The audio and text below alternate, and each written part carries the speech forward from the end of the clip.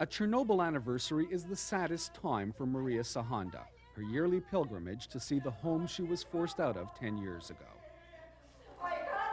Her lament tells how she built her house, how life here disappeared.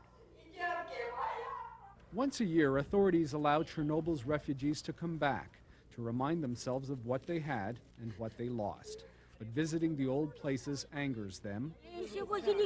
They said we'd be away 3 days, but it's 10 years already. Many people returned with their children to homes taken over by nature. They've been ruined by the weather, and only scraps of their time here remains. This is our motherland, says Sasha Leninko of his boyhood home. Now I know it's not mine anymore. Their past became imprisoned behind guard posts and barbed wire. Thriving cities became ghost towns as 300,000 people were uprooted when radiation flooded the area from the Chernobyl reactor fire.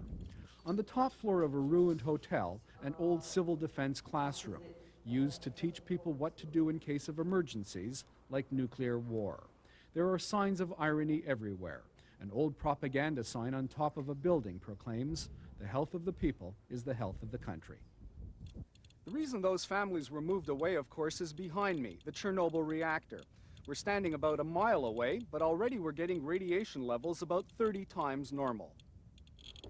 The reactor that burned is now entombed in what they call a sarcophagus, a lead and concrete vault that still emits its deadly invisible poison at 100 times normal levels.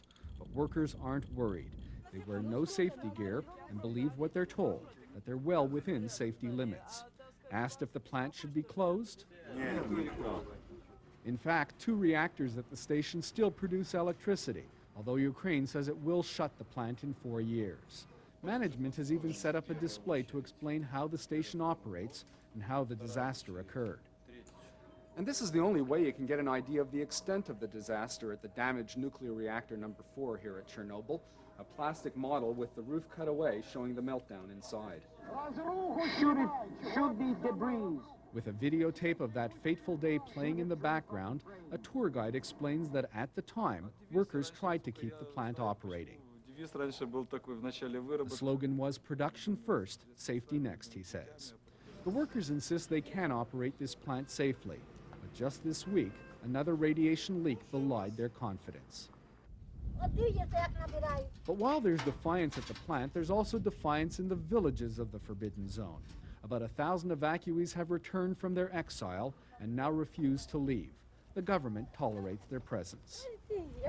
About 1,000 people once lived here in the village of Kupovatsiya, and there's about 80 returnees who live here now.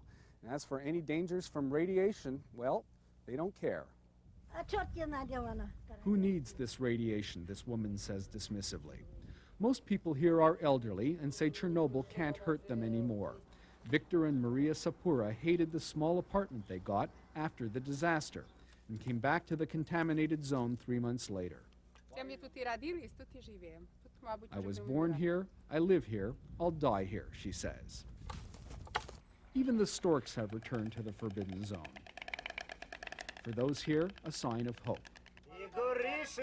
These people yearn for a simpler time before technology went wild. But their land has been poisoned, and life near Chernobyl can never be the same. Ken Ernhofer, CTV News, Chernobyl.